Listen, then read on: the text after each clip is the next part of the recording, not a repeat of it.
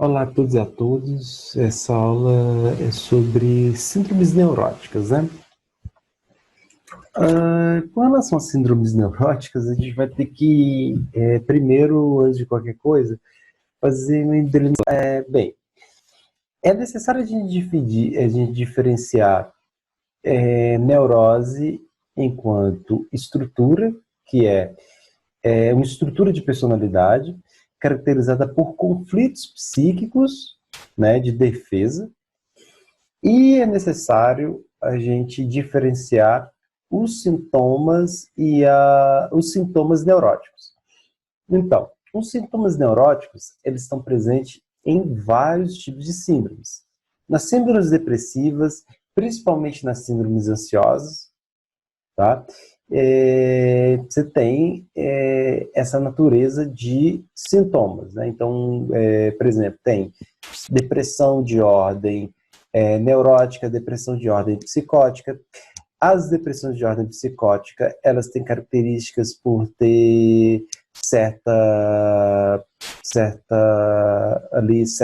diálogo, né, vamos dizer assim, certa conversão com as síndromes ansiosas. Então, é necessário a gente primeiro delimitar, então, sintomas neuróticos de síndromes neuróticas, né? Então, é o seguinte, para a psiquiatria nosológica hoje, as síndromes neuróticas, esses fenômenos neuróticos, eles estão divididos em vários tipos de transtornos. Então, nos sintomas depressivos, nas ansiedades, nos sintomas somatoforme, né, nos transtornos de angústia, obsessivo, compulsivo, né? Tanto que pode ser que a sintomatologia dos sintomas neuróticos apareça aqui com fenômenos que a gente já estudou em outros tipos de família, que foi o caso das síndromes depressivas e na ansiedade, né? Então é o seguinte, para alguns tipos de psicopatologia, é o caso da psicanálise, foi entender que a neurose, ela não é somente um conjunto de sinais e sintomas, que ela é, na verdade, uma estrutura da personalidade, né? E é interessante a gente analisar o que Freud vem determinando sobre a neurose, né? Então, Freud ele determina a neurose como anormalidade, né? E ele vai falar o seguinte, de que os sonhos ele têm a mesma estrutura da neurose, ou seja, quem sonha, ele é necessariamente neurótico, né? O que é interessante nesse estudo dessa patologia? Porque essas patologias, elas atestam de que todo fenômeno do sujeito, né? Todo fenômeno corporal, seja ele conversões, seja ele ansiedade, seja ele fobias, pensamentos obcecantes, ela diz ali sobre a história do sujeito, né? Então é o seguinte, né? O postulado das síndromes neuróticas. Toda síndrome de natureza neurótica, né? Síndromes de natureza neurótica, isso inclui também as síndromes de naturezas depressivas e ansiosas, né? Eles têm uma ligação com a história amorosa do sujeito. Então, esse é o primeiro postulado. Todas essas síndromes, elas têm uma história metafórica com história afetiva do sujeito, né? Elas não são um mero conjunto de sinais e sintomas. Vamos dizer ali, elas têm uma etiologia, elas têm uma causa. E essa causa, ela está na vida afetiva, quer dizer, ela está na vida amorosa do sujeito, né? Então é o seguinte, para a gente entender o conjunto de sinais e sintomas, a gente tem que entender a vida afetiva, a vida amorosa. Um detalhe que é interessante, para esses sujeitos, sempre ele vai elaborar a causa desse conjunto de sinais e sintomas na vida afetiva. Então, se ali, principalmente nas síndromes ansiosas, a gente apelou um pouco para a natureza estrutural da fenomenologia, aqui nessas síndromes, obrigatoriamente, a gente tem que apelar para a natureza psicanalítica, porque a grande escola que desenvolveu um saber mais constituído sobre essas síndromes foi a psicanálise. E o que a psicanálise postula? Essa exatamente de Freud, de que os sintomas neuróticos, eles têm causa na vida amorosa, causa na vida afetiva, causa na vida social dos sujeitos. E eles são uma metáfora dessa vida amorosa. Ou seja, tem ali uma causa na vida amorosa. E é interessante porque grande parte, ou a maior parte desse grupo, das queixas que a gente vai escutar, principalmente em instituições de saúde pública, elas são de naturezas neuróticas. Entretanto, não se tem ainda mecanismos, não se tem ainda um certo saber para se poder tratar a neurose, vamos dizer assim, as síndromes neuróticas, em natureza do campo popular, né, no campo público, né? Então é o seguinte, há sintomas neuróticos que têm aí associação com a dependência química, né? Então é o seguinte, ali a dependência química, ela tem a ver com história pessoal, ela tem a ver com história afetiva do sujeito. Então, a tiazinha lá que sente fibromialgia, fenômenos fibromialgicos, geralmente ele tem a ver ali com a história pessoal dessa tiazinha, né? Então, é o seguinte, né? Então, para essas síndromes, nada escapa, nada se tira da metáfora da vida pessoal, tá? Então, a gente vai tentar aprofundar mais aqui. Tá. Em termos de síndromes, pessoal, as neuroses se caracterizam por uma dificuldade de conflitos intrapsíquicos, que mantém o sofrimento, a frustração, a angústia, o empobrecimento e a inadequação, tanto eu como das relações interpessoais. Olha só, nessa definição do Paul Dalgalarrondo, se tem ali duas relações. Uma do sujeito com ele mesmo, né? Quando eu falo sujeito com ele mesmo, eu estou falando do sujeito com sua imagem pessoal. O sujeito com a ideia de identidade, né? Com essa ideia de identidade, né? Com essa certa... né? Essa relação identitária, quer dizer, com a imagem que ele tem. Olha, todo mundo se identifica com certa imagem. Né? Então, por exemplo, na ordem social, eu vou assumir da mesma forma que os outros me veem. A gente já pensou nisso, né? Então, isso aí é o eu, né? Quando a gente está falando de sujeito, não é o eu, não é aquilo que as pessoas pensam sobre mim, não é essa imagem que as pessoas pensam de mim.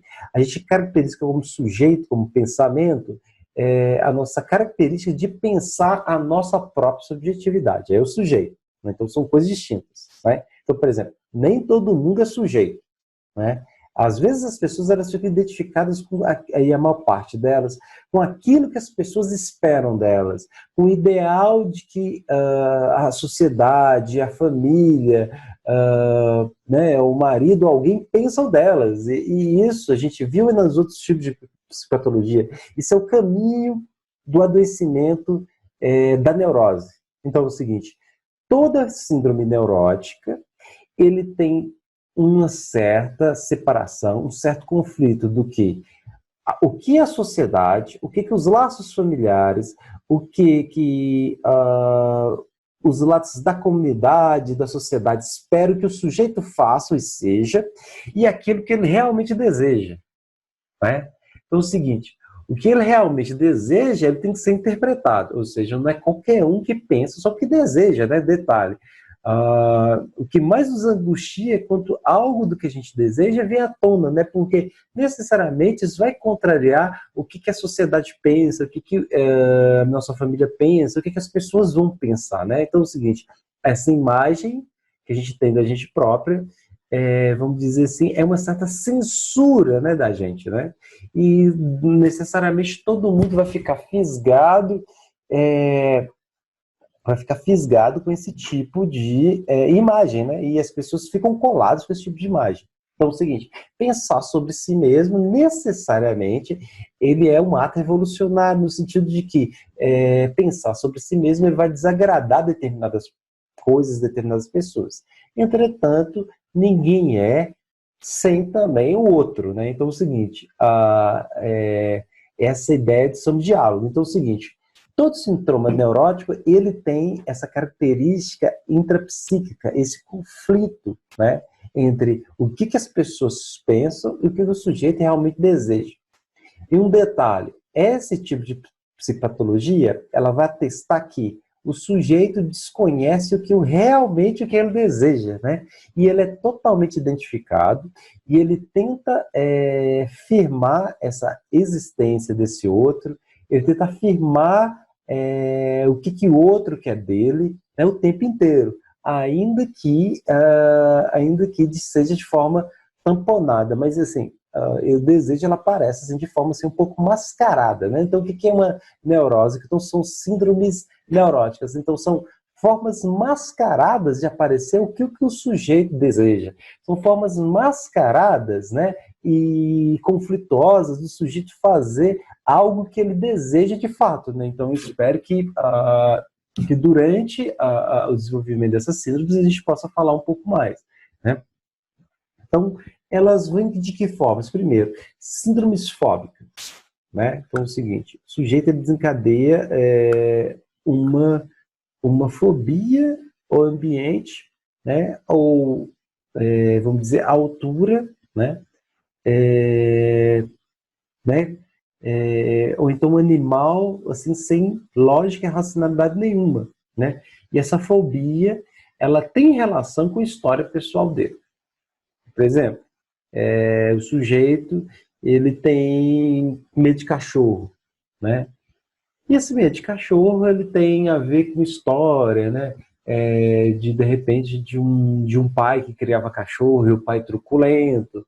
E desde aí o sujeito desencadeia o medo de cachorro, vamos dizer assim. Então é o seguinte, a fobia é desencadeada por uma história afetiva do sujeito. Quer dizer, na própria história afetiva do sujeito, ela atesta uma certa relação do sujeito com o outro, uma certa relação do sujeito com os laços sociais, né? Então, essas aí são síndromes fóbicas de natureza neurótica. Ou seja, essa fobia, essa neurose, ela é uma metáfora da história amorosa do sujeito, né? Síndromes obsessiva-compulsiva, né? Então, é necessário a gente ver o fenômeno. Nota o seguinte, as síndromes fóbicas, elas têm mais a ver, estão muito próximas das síndromes ansiosas, né? Que a gente viu, então, que a fobia é uma espécie de medo com um objeto bem determinado, tá? Ele tem um objeto bem determinado, né? Que você tem o mesmo fenômeno da ansiedade, mas a ansiedade, ela aí vão dizer, ali não tem um objeto. O medo é ter um objeto, a fobia é ter um objeto, né? Essa é a diferença. E aqui, quando é síndromes de natureza neurótica, quer dizer que essa fobia ela foi desenvolvida na história do sujeito. Do mesmo modo, as síndromes obsessivo-compulsivas. As síndromes obsessivo-compulsivas, elas são estruturadas com base em um fenômeno, né? E esse fenômeno começa a estruturar outros fenômenos, mas o fenômeno base são pensamentos obcecantes. O que são pensamentos obcecantes? São pensamentos que parasitam o sujeito. Esses pensamentos, eles têm ideias de cunho punitivo pela moral. Então, eles têm então conteúdo sexual ou conteúdo de morte. Então, por exemplo, o sujeito ele fica muito masculinizado, né, e tal, ele fica e ali, vamos dizer assim, muito religioso, ele fica atacado por pensamentos de conteúdo, por exemplo, sexual, por exemplo. Ele começa o tempo inteiro a pensar de que ele tem desejo de fazer sexo com travestis, por exemplo. Então é o seguinte, esse pensamento de fazer sexo com travestis, ela aparece o tempo inteiro, mas ele aparece na forma de pensamento, né? Os rituais que aparecem... então é o seguinte, esses pensamentos obsessivos compulsivos, eles têm primeiro, né? Eles têm que ser separados primeiro da alucinação. Por quê? Tanto a alucinação como os pensamentos obsessivo-compulsivos, ele tem natureza, que é uma natureza que a gente chama de voz, né? Quer dizer, então é o seguinte, todo mundo pensa na forma de voz, né? Como se fosse algo falando com a gente, né? Então o fenômeno da consciência, da censura, o pensamento, ele vem na forma de voz, a mesma coisa da alucinação áudio-verbal. Entretanto, vai ter uma diferença. Nos pensamentos obcecantes, a voz é interna. Tudo bem que é uma voz que invade o sujeito e incomoda, mas a voz é interna, né? Quer dizer, a voz é do próprio sujeito ou é a voz de alguém próximo ao sujeito com a vida afetiva do sujeito. Ou seja, a voz, ela tem essa natureza interna. Na psicose, nas alucinações, não. A voz, ela vem de fora, ela não é do sujeito, ela invade o sujeito. Então, tem que saber essa diferença. Porque, muitas vezes, o sujeito, ele tem sintomas obsessivos-compulsivos, que ele vem com esses pensamentos obcecantes, e uma forma muito utilizada para a psiquiatria para poder domar ou apaziguar esses pensamentos pelo medicamento, que é o mesmo medicamento da psicose, que é o Aldol, né? Quer dizer, o Aldol, ele tem, quando o transtorno obsessivo compulsivo ele é muito grave, ele tem essa possibilidade de diminuir os pensamentos obcecantes, né? E às vezes o pensamento obcecante ele é tão forte, ele é tão de natureza tão bizarra, né? Tão bizarra que às vezes parece de fato uma psicose. Mas tem essa diferença, né? Nos transtornos obsessivos compulsivos, o sujeito ele tem então o fenômeno da própria voz, e essa própria voz ele tem conteúdo de morte ou de perda, né? Ou vem o conteúdo de perda ou conteúdo sexual, né? E esse conteúdo sexual sempre nega a moral do sujeito, né? Então, esses pensamentos, então, primeiro, ideia de morte, quer dizer, de perder algo, né? Ou então de alguma coisa que pode acontecer com o sujeito. Então, o sujeito é atacado. Então, o sujeito obsessivo, ele tem pavor da morte, né? A questão principal do entorno dele é o que é a morte. Então, ele tem um medo terrível de perder alguém ou um medo terrível de morrer, de perder ele próprio, né? Então, todos os conteúdos vão ser em torno disso, né? Então, o sujeito que vai se cuidar demais em termos de saúde, por exemplo, vai se limpar o tempo inteiro, vai tomar banhos o tempo inteiro, é um sujeito muito afeito a regras, a paradigmas, né? Então ele é muito afeito à moral, né? Um excesso ali com a moral, né? Então esse excesso moral ele é característico dos obsessivos compulsivos, né? Ou então ele é muito afeito a regras, né? Então assim, tudo tem que ter uma regra, a regra tem que ser cumprida o tempo inteiro, não se tem uma dialética com a regra é feita de forma cega e sem dialética nenhuma, né? Então essa ideia do transtorno obsessivo compulsivo, quando o sujeito ele não está no campo dessas regras, ele se sente culpado. É interessante, então, interessante assim, olha, primeiro, algumas características do transtorno obsessivo compulsivo. A ideia da culpa, ela é presente, ela é fixa, ela é o tempo inteiro presente no obsessivo compulsivo, já que ninguém se encaixa em todas as regras sociais, né? Depois, os pensamentos obcecantes, eles são fortes. Então, o sujeito ele pode ficar cada vez mais depreciado por causa desses pensamentos de ordem sexual, etc. Né? O sentimento de culpa. E aí, um outro sintoma é que é a espécie de rituais. Então, por exemplo, isso pode ser em várias formas. Por exemplo, para afastar esses pensamentos. Por exemplo, o sujeito ele tem medo aí de pegar o coronavírus, então ele fica espalhando álcool para a casa inteira, né? Ele se limpa vários momentos do dia, etc. A ideia do toque, né? O toque é uma maior evidência de síndromes obsessivas, que é o transtorno obsessivo compulsivo, quer dizer, algo que repete compulsivamente. Nota que o saber popular vai chamar esse tipo de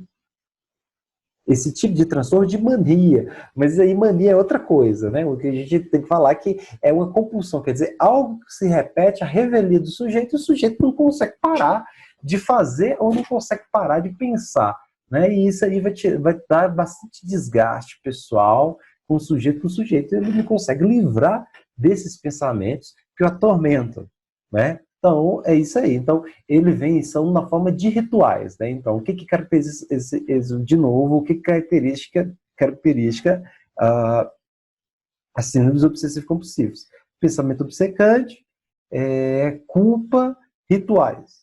Né? Então, tem uma relação de perda com o objeto e perda com a morte muito grande. Histerias, né?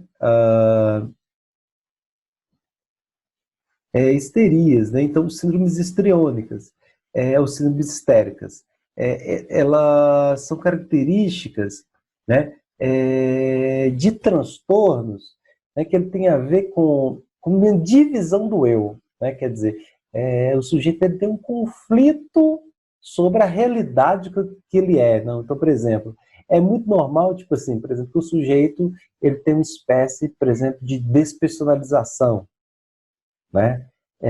Sendo tipo fenômeno de despersonalização. Por exemplo, ele pensa que escuta vozes. E é interessante falar, sabe, o que é o pensar que escuta vozes? O pensar que escuta vozes, ele vem tipo de identificação com alguém que já escutou, né? Ou então as vozes que ele pensa que escuta, e ele fala que eu penso que escuto, ele vem, por exemplo, de um conteúdo que já passou, por exemplo, a pessoa, ela ali na adolescência, ela fez sexo com alguém, ela ficou mal falada, né? E depois disso ela começa a escutar vozes falando que ela é santa, né? Então é o seguinte, a voz que ela escuta falando que ela é santa, ou falando que ela é a Virgem Maria, etc., ela tem a ver com esse fenômeno que aconteceu com a própria sexualidade dela, que tenta negar o ocorrido, né? Então, o próprio ocorrido ele nega a ética do sujeito, e aí esses transtornos histriônicos, eles vêm com a forma de pseudopsicose, vamos dizer assim, né? É um tipo de neurose e, vamos dizer assim, ela imita um pouco a psicose, né? A ideia da imitação, né? A imitação, vamos dizer assim, a imitação inconsciente de alguém, ou seja, a identificação, né?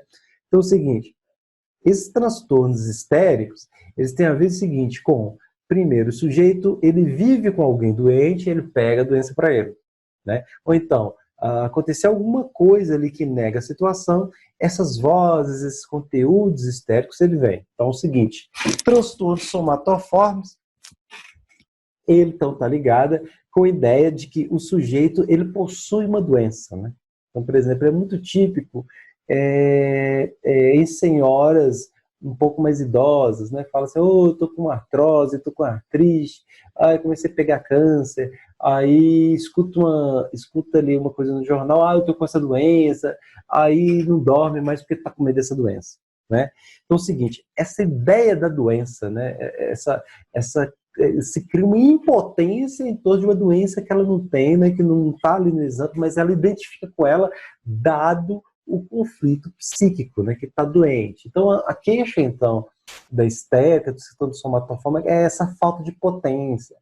Nada eu posso fazer, nada eu posso arrumar. Então, ela começa, então, a adoecer. Então, isso vem, então, de um certo empobrecimento da subjetividade, o transtorno histérico, né? Ele vem uma certa, assim, de uma subjetividade empobrecida, né? Por quê?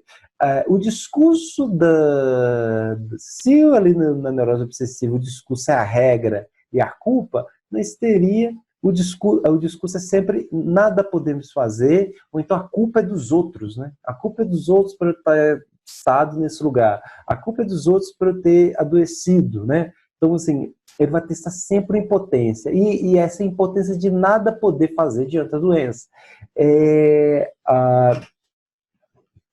Lembra que quando a gente estava falando sobre psicopatologia, a ideia de patos que vem com a ideia de passividade, né? Alguém que se vê passivo frente a algum acontecimento da vida, frente a alguma agrura, né? Que vai ter, que o sujeito vai vivenciar, né?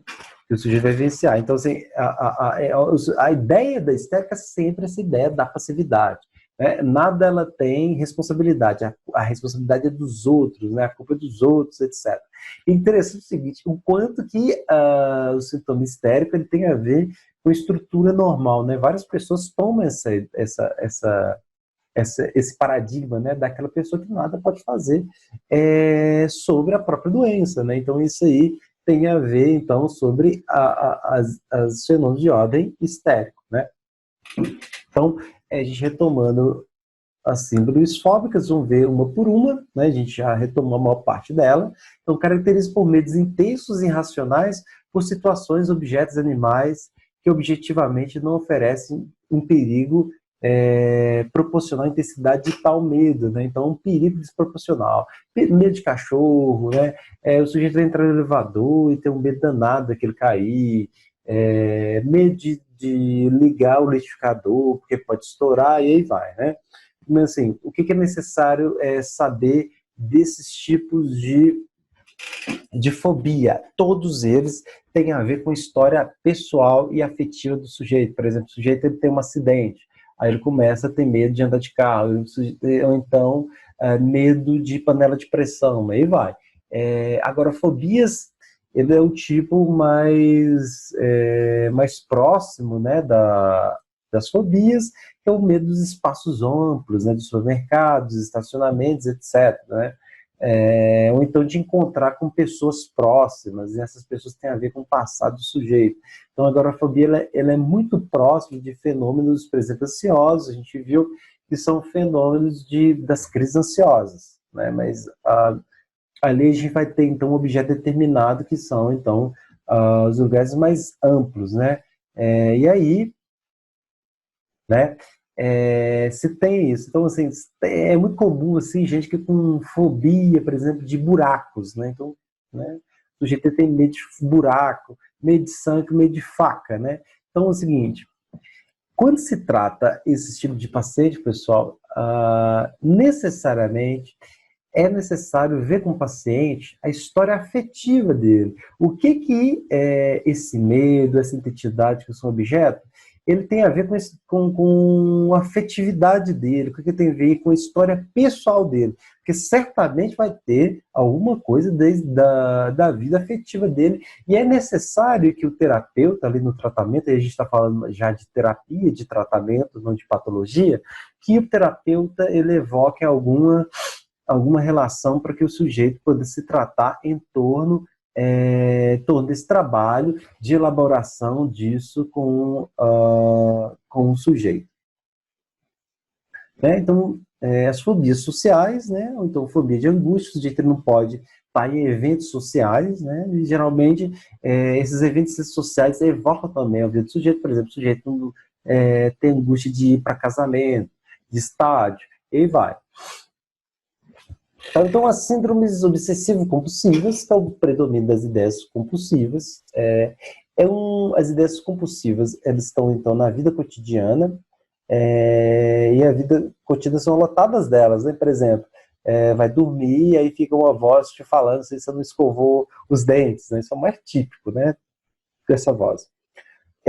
Então, é o seguinte, essas ideias obsessivo-compulsivas tem a ver com o que o pessoal chama de a voz da consciência, né? Quer dizer, alguma coisa que te cobra de alguma coisa, né? Que te cobra algo, que fala que você não está de acordo com um determinado ideal, né? Então, isso aí. Então, por exemplo, sinônimos obsessivo-compulsivo é muito tipo da ressaca moral, né? A ressaca moral ela tem um momento no qual isso está mais acentuado. Mas isso aparece sem estar numa ressaca moral. Então, por exemplo, fala assim, olha, eu não sou o melhor aluno, não sou o melhor estudante, sou o melhor trabalhador. O que é isso? As ideias obsessivas, elas vêm falando, apontando que o sujeito ele não está de acordo com certo ideal, ou então que ele pode perder determinado ideal, ou então com conteúdo sexual. Então isso é o mais típicos, né? Então eles vêm com uma espécie de atos ou pensamentos compulsivos. O que são os atos compulsivos? São atos, ou então são rituais, para tentar, então, afastar esses pensamentos. Então, por exemplo, Eu posso perder meu filho está na rua, então eu ligo, antes de dormir eu tenho que ligar 7 vezes para ele, para eu conseguir dormir com certeza, né, que ele vai estar bem. Então, o que noto que é? Que primeiro vem o pensamento obcecante. O ritual é consequência do pensamento obcecante. Né? Então é o seguinte, eles não são fenômenos separados, são fenômenos que conversam entre si, né? Então, uma coisa que diz da outra, né? Tá? Então, ideias, fantasias. Então, é necessário aqui separar a ideia de fantasia de delírio. Por exemplo, eu tenho uma certa fantasia de que, em um dado momento, eu vou ser desempregado. Então, eu tenho a fantasia de que a minha esposa está me traindo. O que é a diferença de fantasia, fantasia para delírio? A ideia de fantasia, ela vem ampliada pela dúvida. Então, por exemplo, é muito obsessivo compulsivo ele ser muito ciumento, né? Esse ciumento. Então, o ciúmes no obsessivo compulsivo, ele vem com um certo fenômeno que eu posso perder determinado objeto. Então, o ciúme na histeria e o ciúme na neurose obsessiva são coisas totalmente distintas, porque ele vem porque o sujeito ele pode perder. Então, é o seguinte, é normal do obsessivo compulsivo ele rodear o objeto o tempo todo, né, achando de que ele pode perder o objeto, ele pode ser trocado e vai. Então, é o seguinte, o ciúme ela testa uma fantasia e essa fantasia ela inclui a dúvida. Né? Qual a diferença da fantasia para um delírio? A fantasia inclui a dúvida, o delírio inclui a certeza. Né? Então, por exemplo, muitas vezes a gente tem uma fantasia de que nada vai dar certo para a gente. O que é isso? Uma fantasia, porque muita coisa acontece de bom, etc. Na vida acontece tudo de desgraçado e também de bom. Né? Então, a fantasia de que nada vai dar certo para mim é uma fantasia, quer dizer, uma realidade que o sujeito cria, né? Mas, entretanto, essa realidade ela é dialogável. Quer dizer, por exemplo, um paciente neurótico, ele tem uma fantasia de que a esposa trai, ou então que algo ruim vai acontecer. É possível dialogar com esse paciente sobre essa fantasia de ciúme. Qual a diferença do delírio e da psicose? De que o delírio ele não é dialogável, né? Porque ele é ampliado pela certeza. Né? Então, aí como o fenômeno é a dúvida, ele é dialogável. Na psicose, não. Então, é interessante se fazer essa diferença da neurose e da psicose nesse ponto. Na espécie de que, quando você demarca o diagnóstico já que é uma neurose, um fenômeno neurótico, necessariamente, você vai entender que é um paciente que é dialogável, ou seja, ele vai dialogar sobre sintomas. Quando é psicose, não, pessoal. Então, por isso que é necessário fazer esse diagnóstico diferencial entre neurose e psicose para a condução do tratamento. Né? Então, por isso que se estuda psicopatologia, porque se o sujeito tem uma estrutura de personalidade, uma estrutura de patologia, né, vai guiar o tratamento diferente. Então, é o seguinte, olha só, se o sujeito é ampliado para uma fantasia, né, então ela vai admitir diálogo. Na psicose, ele é ampliado por delírio, então ele não vai admitir diálogo. Então, é interessante aí esses dois tipos de tratamento aí que ele vem. Então, é o seguinte, olha só, a espécie de ritual, olha, aqui no Paulo Dalgalarrondo, ele está utilizando sinônimos de ordem fenomenística, né? Então, por exemplo, ele está falando que toma banho várias vezes. Então, o sujeito que toma banho várias vezes, necessariamente tem transtorno obsessivo compulsivo. Então, há de se tomar cuidado com isso, porque, por exemplo, se o ritual ele tiver associado a um pensamento, aí sim, entendeu? Então, é o seguinte, todos os rituais obsessivos compulsivos, eles têm a ver com um pensamento, que são tentativas de afastar esse pensamento. Por exemplo, eu penso o tempo todo que eu posso perder meu filho. Aí, toda vez que eu perdo meu filho, eu faço o nome do pai 7 vezes. Né? Então, esse maneirismo, essa repetição de que ordem que é extremamente estranha, ela é de ordem obsessiva. Tá? Ela é de ordem obsessiva. Então, esses rituais, eles estão ligados ao pensamento obcecante, que são diferentes da psicose. A psicose ela pode admitir também rituais um pouco estranhos, por exemplo. Eu tive um paciente que ele ficava o tempo todo batendo o pé. O tempo inteiro, batendo o pé, batendo o pé. Se você olhar sobre o fenômeno, o que entender? Olha, esse cara tem transtorno obsessivo compulsivo. Você vai conversar com o paciente, ele vai falar o seguinte, olha, por que você está o tempo todo batendo o pé? Ele fala o seguinte, se ele parar de bater o pé, algum japonês iria morrer toda vez que ele para de bater o pé. Ou seja, não poderia parar de bater o pé porque um japonês ia morrer. Então isso aí é uma crença, e essa crença era certeza. Um dia eu estava falando, para de ser bobo, isso não acontece. Né? Olha o seguinte, é ampliado por uma certeza, e essa certeza é uma certa certeza de ordem alucinatória, que ele falava, uma voz me fala que se eu parar de bater o pé, um japonês vai morrer. Então é o seguinte, é necessário e fundamental que a gente diferencie esses dois fenômenos. A gente não pode colocar como se o sujeito repetisse várias vezes o mesmo ritual, ele seja necessariamente transtorno obsessivo compulsivo. Por quê? Porque o transtorno obsessivo compulsivo ele é de natureza neurótica, né? Natureza neurótica. Aí não, você tem então uma questão psicótica. Então são duas coisas totalmente distintas. Não é que a pessoa tem ritual, que ela tem transtorno obsessivo compulsivo. Ela só tem transtorno obsessivo compulsivo se esses rituais que ela realiza, elas têm a ver com um pensamento obcecante. Né? Se tiver a ver com pensamento obcecante, são de ordem obsessivo compulsivo ou a ver com a fantasia. É diferente na psicose. Na psicose, o sujeito ele pode ter esse maneirismo, essa repetição, né? Mas associada à alucinação. Aí não é transtorno obsessivo compulsivo, é outra coisa, né? É de outra natureza. Né? Então vamos passar para outro tipo de síndromes neuróticas, que são as síndromes histéricas. Né? Então, eles têm, então, uma certa divisão do eu, né? Uma certa quebra da identidade do sujeito, né? Ou uma certa vivência corporal de determinados acontecimentos. Por exemplo, a pessoa que discute com o pai e sente o corpo formigando. Né? É muito comum, né? A pessoa tipo, briga em casa e fica com o corpo formigando, sente dor no coração, então queimações. Né? Então, olha só, note que a causa dessas queimações, desse corpo formigando, ele tem a ver com a vida afetiva. Né? Então é o seguinte, pessoal, uma sociedade, por exemplo, da nossa, né? Então que as pessoas são lotadas de agruras, mal-estar, é muito normal que apareçam muitas síndromes histéricas, uma pessoa com esse tipo de sofrimento em pós-saúde, porque é o lugar onde as pessoas vão sentir esses fenômenos corporais. Esses fenômenos corporais eles não têm nada a ver com o corpo anatômico em si, então não são questões médicas, as pessoas vão lá se queixar, de fato. Então é muito comum as pessoas reclamarem lá, eu estou com fibromialgia, eu estou com queimação, etc.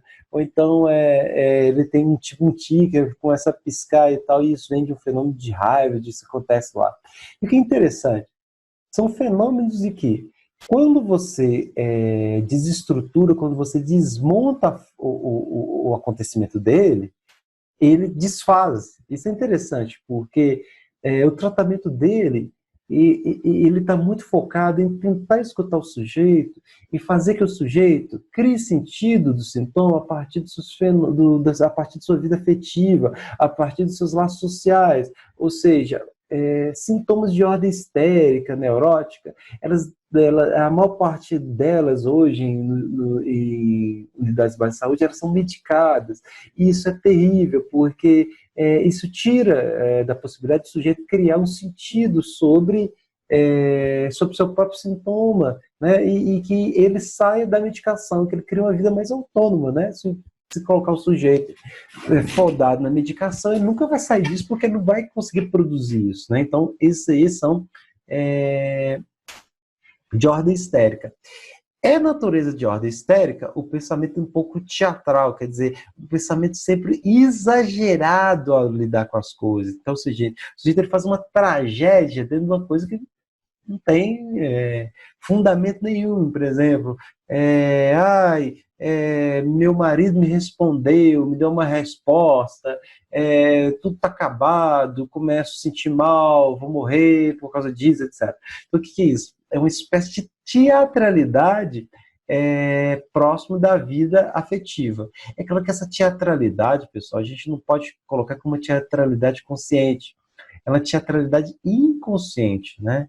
Esse acontecimento é inconsciente. O sujeito ele não se dá conta que ele faz esse tipo de teatro, que ele aumenta as coisas, que ele faz uma tragédia maior do que devia das coisas, né? Isso aí, né? Isso aí é mais tipo perturbações corporais. Então, por exemplo, sujeito ele sente, por exemplo, paralisias faciais, né? Então, por exemplo, né, alguém avisa para o sujeito, né, que ele deve falar, né, alguma coisa, tomar alguma postura, né, naquele tipo, um homem que tem que falar para o sujeito, para uma mulher que quer terminar o casamento, e naquela semana o sujeito ele perde a voz, perde a fala, né? Você nota aí que a fala ela tem a ver com uma postura subjetiva que o sujeito deveria falar e ele não quer saber, né? Ele não quer saber de falar. Então ele quer deixar isso separado, né? Isso acontece de várias formas. A gente falou de uma, né? Por exemplo, cegueira, né? E essa cegueira, por exemplo, as cegueiras histéricas, elas nada têm a ver com as cegueiras de ordem anatômica, porque as cegueiras de ordem anatômica você tem ali o sujeito de olho aberto, né, que fica com a função do olho fechado. Ali no sujeito histérico, o sujeito fica com olhos fechados, né? Quer dizer que esses sintomas eles vêm de um conhecimento popular sobre o sintoma. Ele não é o sintoma propriamente visto, ele vem de um conhecimento popular. Agora, tem que se tomar cuidado, porque né, muitas vezes, né, se reduz a histeria, uma teatralidade não é. Né? A pessoa sofre daquele mal de fato. Né? E é necessário levar esses sintomas a sério. Né? Tá? Então, isso aí ele é fundamental. Né? Rebaixamento da consciência, o aniquilamento, né? Isso aí, estado crepuscular. Então, por exemplo, o sujeito, ele sente que ele está se perdendo, que ele está perdendo a consciência, né? Que ele não está consciente, né? Pseudocrises, né? Por exemplo, eu acho que estou enlouquecendo, essa ideia do que eu acho que estou enlouquecendo, essa ideia do eu acho que estou com angústia. Então, o sujeito começa a passar mal, começa a ter crise de respiração, e essas crises de respiração nada a ver, tem a ver com essas vivências, não pseudo-alucinações. O sujeito ele acha que está escutando vozes. Então, por exemplo, geralmente as vozes do histérico vêm de um paciente próximo que já morreu, ou então de um marido ou esposa querida que o sujeito separou e começa a escutar vozes, né? E aí o interesse é o seguinte, né? Esses elementos eles sempre têm, por exemplo, amnésia histérica, né? Nessa amnésia histérica ela esquece de determinadas coisas. Então, por exemplo, o sujeito ele faz algo, né, que nega a ética dele, que nega a imagem dele, né? E ele esquece desse algo. Por exemplo, o sujeito, por muito tempo, ela teve um caso com uma pessoa casada. Né? E a pessoa ficou mal falada por causa desse caso. E esse caso deu errado. E aí, né, no futuro, a pessoa esquece totalmente de que isso aconteceu na vida dela. Né? Quer dizer, isso ali tem lacunas. Essas lacunas, elas são de eventos importantes, né, da vida do sujeito. Né? Ou pode vir também com crises epiléticas, né? O sujeito ele começa a ter crises, né, como se fossem choques elétricos, mas esses choques elétricos eles não são, de fato, da epilepsia. Né? Então, assim, muitas vezes as crises histéricas eles podem ter fenômenos muito parecidos com a histeria. Né? Então, fenômenos somatoformes. Os fenômenos somatoformes são o que o senso comum, o conhecimento popular, chamam de hipocondria. Então é o seguinte, pessoal, existe o delírio hipocondríaco. O que é o delírio hipocondríaco? De sentimento que o corpo está despedaçando, delírios com o corpo.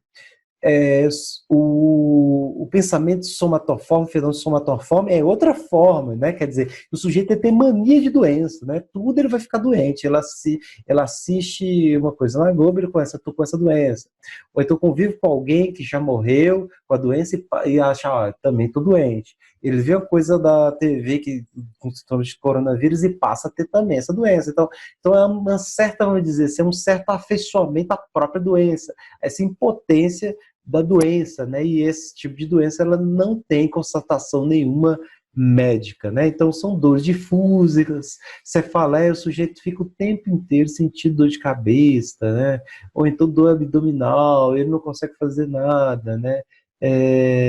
E aí ele tem assim, essa sensação de impotente da doença, né? E ele nunca se cura, né? Então tem cefaleia, né? Então assim acontece uma coisa para o sujeito não tomar uma atitude, uma posição na vida, ele começa então a sentir essas dores de natureza somática, né? Então são a resposta do sujeito a determinados conteúdos, né? Náuseas, diarreias, né? Quantas vezes o sujeito, a gente antes de tomar uma decisão, a gente tem uma diarreia, né? É comum, tá?